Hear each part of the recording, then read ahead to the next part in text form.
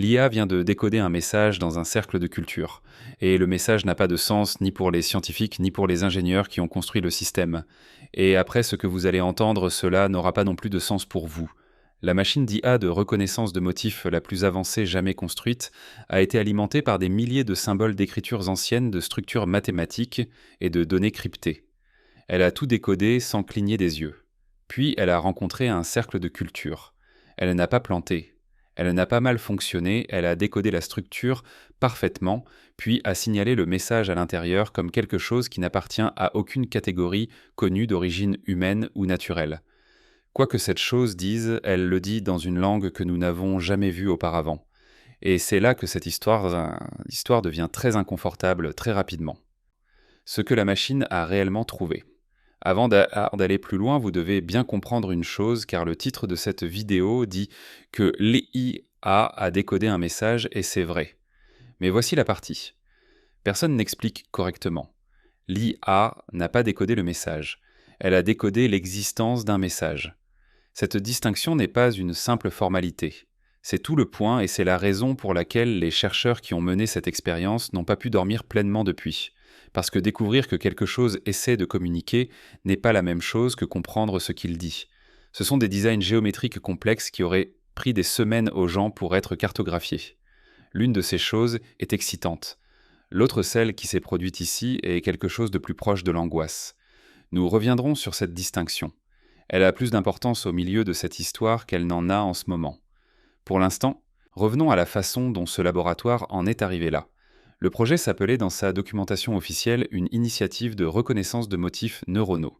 L'objectif était de construire une machine capable de regarder n'importe quel motif visuel humain ou naturel et de le comprendre. Pas seulement le reconnaître, mais le catégoriser, extraire sa logique et le placer dans le bon cadre de signification. Pour entraîner le système, l'équipe a assemblé un ensemble de données sans précédent.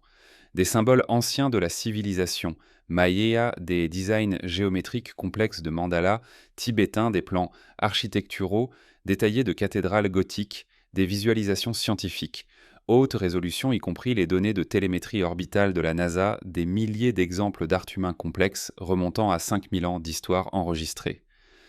À la fin de l'entraînement, il n'y avait effectivement aucun motif visuel humain que le système n'avait pas rencontré. Et lors des premiers tests, il l'a prouvé. Alimentez-le avec n'importe quelle image et en quelques millisecondes, il renverrait une classification confiante. Pas de traces menant à cela. Pas de route, pas de machine, pas de preuve de l'utilisation de machines de quelque sorte que ce soit. Tous les tests ont réussi. Tous les résultats étaient entendus clairs et logiqués. Les chercheurs étaient satisfaits, commençant à croire que cela pourrait être le projet le plus propre qu'ils aient jamais réalisé. C'est exactement là que l'histoire se déchire. L'alarme que personne n'a reconnue. Un après-midi, pas une expérience planifiée, pas un test programmé. Quelques chercheurs ont pensé que cela pourrait être amusant juste pour un moment de curiosité pendant une longue semaine. Ils ont pris une poignée d'images de cercles de culture sur Internet et les ont mises dans la file d'attente de test. Personne n'a informé le reste de l'équipe. L'ambiance était légère. Quelqu'un dans la pièce a dit « Voyons si cela l'appelle une farce ». La première image est entrée, l'IA a commencé à traiter et immédiatement quelque chose a semblé différent. Là où le système retournait généralement des résultats en moins d'une seconde, cette fois, il a fait une pause. Pas longtemps, mais assez pour que 2 ou 3 personnes lèvent les yeux de ce qu'elle faisait. Une deuxième image est entrée, puis une troisième, et puis pour la première fois dans toute l'histoire de ce projet, un signal d'avertissement est apparu sur l'écran de surveillance. Pour la première fois dans toute l'histoire de ce projet, un signal d'avertissement est apparu sur l'écran de surveillance que personne dans la pièce n'avait jamais vu auparavant. Pic d'entropie algorithmique. Ce signal ne faisait pas partie des opérations normales. C'était une alerte système profonde du genre qui a été intégrée à l'architecture spécifiquement pour un scénario rencontrant des données si structurellement en dehors des limites de l'ensemble d'entraînement que le système ne pouvait pas les intégrer dans un cadre connu.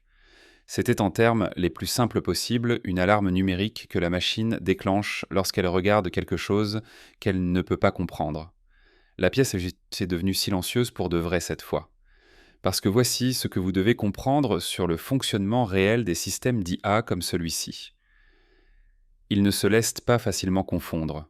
Ils sont conçus spécifiquement pour gérer l'incertitude, pour faire la supposition la plus raisonnable même lorsque les données sont incomplètes ou ambiguës. Montrer à un système bien entraîné quelque chose qu'il n'a jamais vu et il trouve la catégorie la plus proche et renvoie un résultat avec un score de confiance. c'est la conception. C'est ce qu'il fait toujours. Mais ce système ne faisait pas cela. Les pics d'entropie continuaient d'arriver l'un après l'autre. Et lorsque l'équipe a chargé plus d'images, plus d'une douzaine de photographies de cercles de culture alimentés en séquence, le comportement du système a changé en quelque chose que personne d'entre eux n'avait de nom. C'était comme si la machine s'était pressée contre un mur invisible et personne ne riait plus. Incatégorisable.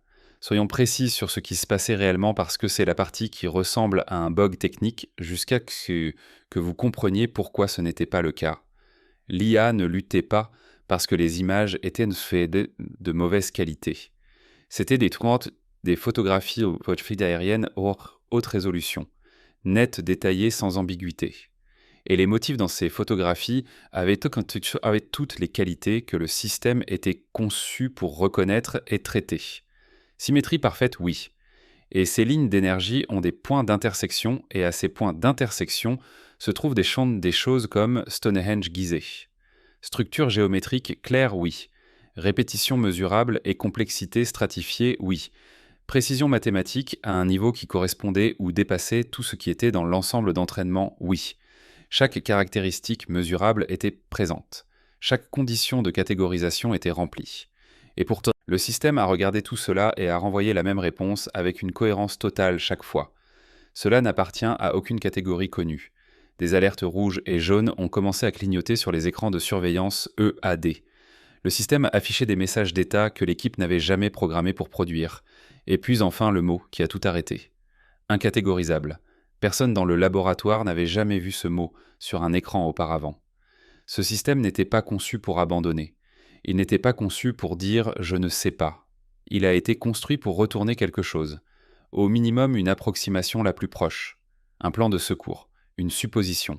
Il n'y avait pas de supposition. Et voici la partie qui était vraiment troublante. Il n'y avait pas de supposition. Et voici la partie qui était vraiment troublante. Et c'est là que cela a cessé d'être une expérience secondaire et est devenu quelque chose dont aucun d'eux ne pouvait s'éloigner. Si l'IA avait été vraiment confuse, vous le verriez dans les données. Les systèmes confus produisent des résultats erratiques de mauvaises suppositions, des classifications incohérentes, le genre de bruit que vous obtenez lorsqu'une machine est en train de s'agiter. Mais ce système ne produisait pas de bruit. Il produisait le même résultat exact avec une clarté totale et une cohérence totale pour chaque image, ce qu'il disait dans la seule langue qu'une machine a été ceci. Je peux voir la structure. Je peux confirmer que quelque chose est ici. Mais quoi que cela ait fait, ce n'était pas partie du monde que j'ai été formé à comprendre. Personne n'avait écrit cette réponse. Le système y était parvenu entièrement par lui-même. Si vous regardez cela et pensez « cela ne peut pas être vrai, il doit y avoir une explication », restez avec cela, parce que ce que l'équipe a découvert ensuite est précisément pourquoi il n'y en a pas. Assurez-vous de vous abonner maintenant et d'appuyer sur la cloche car ce qui vient ensuite dans cette histoire est la partie que personne dans ce laboratoire n'a pu expliquer publiquement. Et nous allons passer en revue tout cela. Le motif d'interférence. Après le choc initial, l'équipe a fait ce que font les chercheurs. Ils se sont retirés, ont relancé les données, ont isolé les images spécifiques qui avaient déclenché les concentrations d'avertissement les plus fortes et ont commencé une analyse approfondie contrôlée. Une image revenait sans cesse en haut de la liste. La même formation encore et encore produisant la densité d'alerte la plus élevée. Ils l'ont isolée et ont zoomé. Et voici ce que personne n'attendait. Le design ne ressemblait pas à un dessin. Il ressemblait à de la physique. Plus précisément, il ressemblait exactement à un motif d'interférence, le genre de phénomène visuel, qui apparaît lorsque deux vagues ou plus se heurtent. Une énergie mystique. Ce n'est peut-être pas une énergie scientifique. Et là où les lignes se croisent, vous voyez des sites comme Machu Picchu, Gizeh, Stonehenge, tous des sites anciens. Pensez à ce qui se passe lorsque vous laissez tomber deux pierres dans une eau calme au même moment. Là où les ondulations se rencontrent, elles génèrent des régions superposées de crêtes, crêtes et de creux. Les physiciens peuvent cartographier ces motifs mathématiquement. Ils sont précis, prévisibles et absolument pas le genre de choses qu'une personne dessine dans un champ la nuit avec des planches en bois et des cordes. La géométrie interne de ce cercle de culture correspondait presque exactement à ces motifs. L'IA a détecté cela sans qu'on lui dise de le chercher. Au moment où elle l'a fait, le système a cessé de traiter la formation comme une image et a commencé à la traiter comme un signal passant en mode de traitement qu'il utilise normalement pour les données cryptées à la recherche de structures cachées et d'informations délibérément dissimulées. Les chercheurs ont donc suivi ce fil. Ils ont tenté de le décoder. Motifs binaires, rien. Format de cryptage connu, rien. Toute architecture de signal reconnaissable, rien. Le motif se comportait comme des données, mais il n'y avait pas de données qui pouvaient être extraites. Si ce n'est pas un signal, pourquoi le système de reconnaissance de motifs le plus avancé jamais construit le traite-t-il comme tel? L'équipe n'avait pas de réponse. Mais le docteur Elena Kravtsov était sur le point de pousser cela quelque part où aucun d'eux ne s'attendait à aller. Le test de compression. Il était bien après minuit lorsque le docteur Elena Kravtsov s'est assise seule à la station d'analyse. Elle avait renvoyé le reste de l'équipe chez elle. Elle avait assez d'expérience pour savoir que certains résultats doivent être accueillis sans public avant que vous puissiez faire confiance à votre propre réaction. Le docteur Elena était l'analyste de données principale du projet. Elle était connue pour une qualité spécifique. Elle ne rejetait pas les données étranges. Là où d'autres voyaient une anomalie à expliquer, elle voyait une question qui n'avait pas encore été posée correctement. Son approche ce soir-là était délibérément simple. Un test de compression. Lorsque vous compressez un fichier numérique, le système supprime les informations redondantes. Les motifs simples se compressent de manière spectaculaire. Les motifs complexes se compressent moins.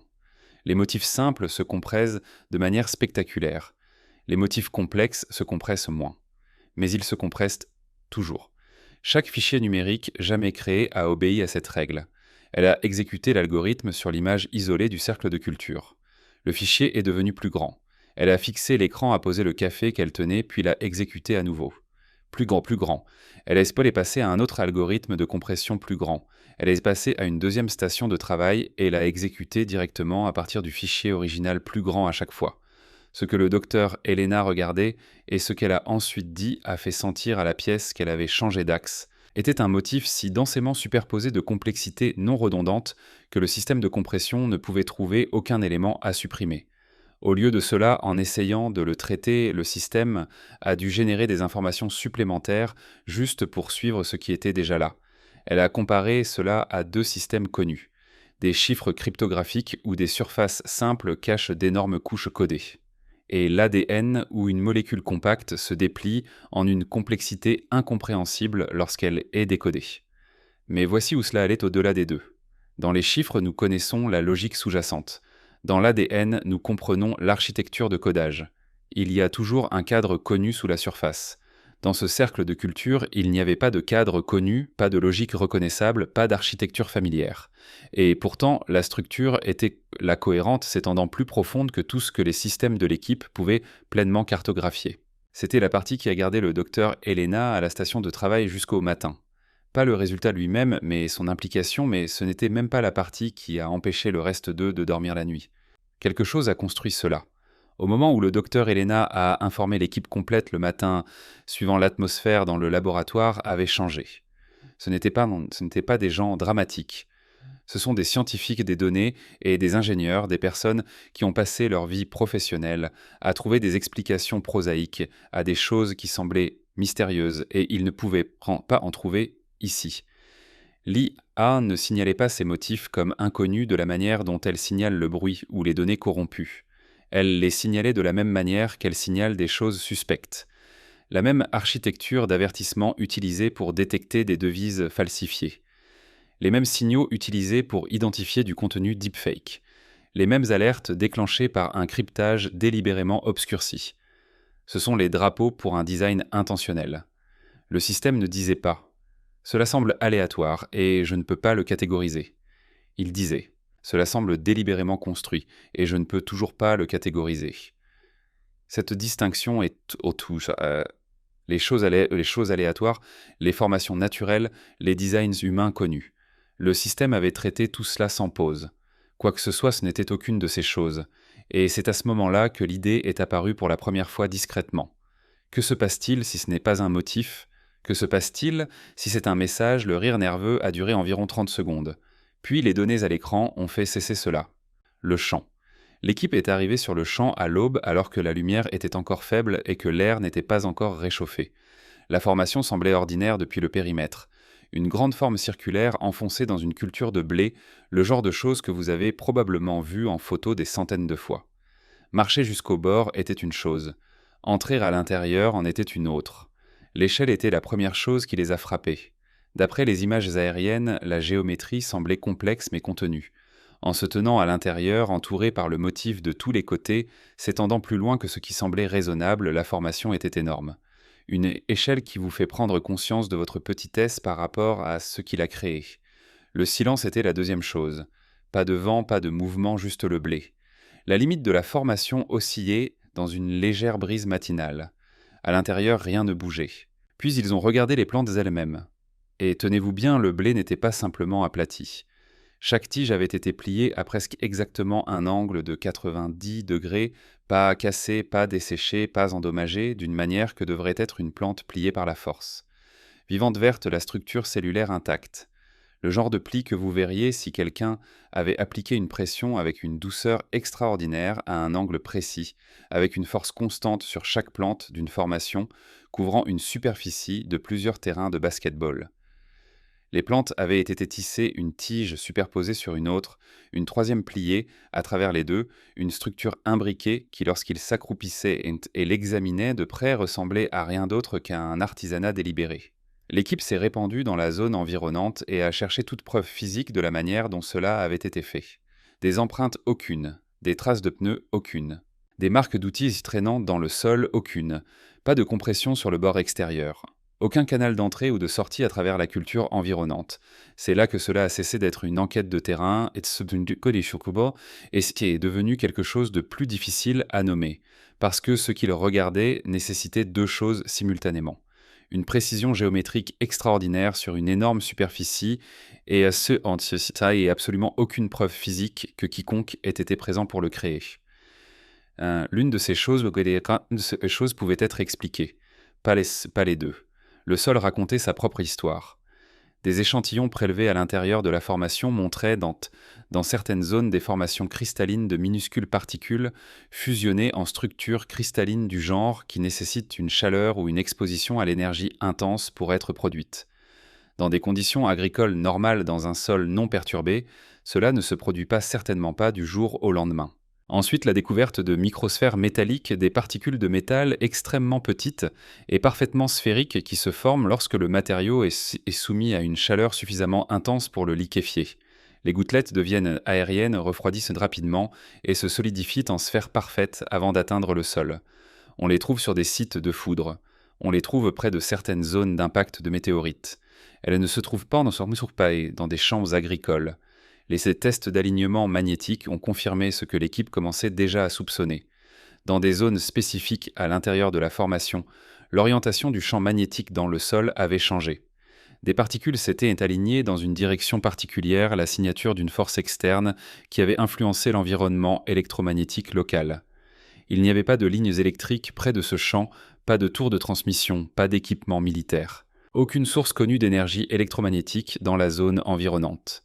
Quelque chose avait été ici, et cela n'avait laissé derrière lui que les preuves de ce qu'il avait fait. L'ensemble de données complet. C'est là que cela a cessé d'être une anomalie unique et est devenu quelque chose de systématique. L'équipe a assemblé plus de 200 images aériennes haute résolution de formation de cercles de culture provenant du monde entier de différents pays, de différentes décennies, allant de simples à extraordinairement complexes et a alimenté l'ensemble de la collection dans le système d'IA simultanément. Ce n'était plus une expérience secondaire née d'une curiosité d'après-midi. C'était une analyse à grande échelle correctement structurée. Les résultats ont commencé à arriver et voici ce que personne n'attendait. Pour de nombreuses formations les plus simples, l'IA a trouvé exactement ce que vous pourriez attendre. Spirale de Fibonacci, construction géométrique de base dans certains cas, carrelage de Penrose sophistiqué et beau, mais une structure mathématique connue que les concepteurs humains utilisent intentionnellement. Le système a catégorisé ces formations sans hésitation comme des conceptions humaines confirmées, puis a continué mais à mesure que l'analyse atteignait les formations les plus complexes de l'ensemble de données, environ un tiers du total, le comportement a changé. C'est à ce moment que l'ensemble de l'enquête a basculé. Le système ne s'est pas seulement ralenti ou n'a pas produit de résultats de confiance plus faibles. Il a fait quelque chose qui n'aurait pas dû être possible. Il a généré une nouvelle classification que personne dans l'équipe ne lui avait programmée. Elle est apparue sur l'écran sans avertissement, une étiquette que le système avait construite pour lui-même en temps réel pour contenir les données qu'il ne pouvait placer nulle part dans son architecture existante. L'équipe s'est regroupée autour de la station de surveillance et l'a lu. Personne ne parla. Puis quelqu'un a dit doucement « Avons-nous programmé cela ?» Ils ne l'avaient pas fait. Ils ont vérifié les journaux. 4 personnes différentes indépendamment. Le système avait généré cette classification de manière autonome. Il avait examiné un sous-ensemble, des données déterminées qu'aucune de ces catégories existantes n'était adéquate, et en avait créé une nouvelle, une autoclassification non programmée d'un système qui n'était pas conçu pour faire cela. La réaction de la pièce n'était pas l'excitation. C'était le silence spécifique qui vient lorsque quelque chose a fondamentalement changé et que tout le monde présent le sait, mais que personne n'est prêt à le dire à haute voix. Pensez à ce que cela signifie. Ils avaient construit ce système pour classifier, l'avaient entraîné de manière extensive, l'avaient testé contre des milliers de motifs à travers l'histoire humaine, et un sous-ensemble de formation d'un champ de blé l'avait poussé à la limite de sa propre architecture et l'avait contraint à aller au-delà. Pas créé par l'homme, pas naturel. Pas de structure mathématique connue, et l'avait contrainte à aller au-delà. Pas créé par l'homme, pas naturel, pas de structure mathématique connue, pas d'art abstrait, pas de catégorie qui existait lorsque le matin a commencé. Quelque chose d'autre, et l'IA l'avait nommé selon ses propres termes sans qu'on lui demande. Empreinte structurelle. Et voici ce que personne n'attendait de l'analyse du jeu de données plus large. Lorsque l'IA a examiné toutes les 200 formations, les chercheurs s'attendaient à trouver une collection de motifs largement non liés. Certains simples, certains complexes, chacun étant un événement autonome d'un lieu et d'un temps spécifique. Ce n'est pas ce que l'analyse a retourné. Le système a commencé à identifier des empreintes structurelles, des éléments de conception spécifiques, des rapports d'arc, des configurations de symétrie et des proportions géométriques qui apparaissaient de manière répétée à travers les formations séparées par des milliers de kilomètres et des décennies de temps. Pas similaires, pas visuellement comparables, mathématiquement identiques. Ce n'était pas une coïncidence. L'équipe a effectué des calculs de probabilité sur la probabilité que ces répétitions se produisent par hasard. Les chiffres n'étaient pas proches. Le cas le plus frappant est survenu lorsque l'IA a signalé 2 formations, l'une d'Europe, l'autre d'Amérique du Sud, séparées par plusieurs années, en surface des designs entièrement différents. Mais lorsque l'IA a comparé leur géométrie interne, les rapports d'arc et les proportions de symétrie, la relation entre la structure centrale et les formations extérieures, elles n'étaient pas similaires, elles étaient identiques. L'une était une rotation de 180 degrés de l'autre, le même plan, une orientation différente, un continent différent, une décennie différente. L'équipe a ensuite examiné la chronologie de l'ensemble de données dans l'ordre des formations les plus anciennes aux plus récentes. Le motif qui a émergé de cette analyse est celui dont aucun d'eux n'a été à l'aise de discuter depuis. Les premières formations des années 1970 et début 1980 étaient simples des cercles de base des lignes géométriques droites, une symétrie bilatérale élémentaire. Le genre de design qui se situe à la limite de ce qu'un petit groupe de personnes avec un équipement de base pourrait produire du jour au lendemain. Mais au fur et à mesure que les années passaient, les formations devenaient plus complexes, puis significativement plus complexes, puis complexes, de manière à nécessiter un calcul moderne pour être entièrement cartographiés. Des fractales, des rapports mathématiques qui apparaissent dans la physique avancée des structures géométriques encodant des informations en plusieurs couches simultanées. Cela ressemblait à une escalade comme si quelque chose avait commencé avec des signaux calibrés aux limites de ce que l'époque pouvait recevoir et avait été mis à niveau progressivement depuis. Tester la portée, élargir le vocabulaire. Observez si quelqu'un à l'autre bout développait les outils pour écouter.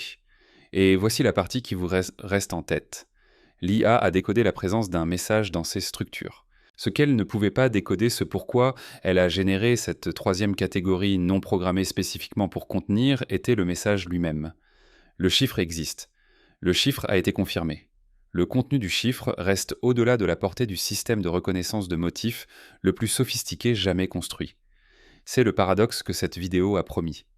Et c'est réel. Le lien avec la cognition humaine. La dernière étape de l'enquête a produit ces données les plus troublantes. Une sélection des formations les plus complexes, spécifiquement celles qui avaient déclenché les réponses incatégorisables les plus fortes de l'IA, a été montrée à des sujets humains pendant que leur activité cérébrale était surveillée en détail. Les résultats ont surpris même les chercheurs qui, à ce stade, croyaient avoir déjà absorbé toutes les surprises que cette enquête avait à offrir. Certains designs activaient simultanément des régions du cerveau associées à une reconnaissance profonde des motifs et à une réponse émotionnelle, pas l'un ou l'autre, les deux à la fois, chez les mêmes sujets avec une intensité constante. Pas seulement le traitement visuel, pas seulement la cognition analytique, quelque chose fonctionnant en dessous du niveau de l'interprétation consciente. Dans l'architecture de l'esprit, qui traite le sens avant que le langage puisse se former autour.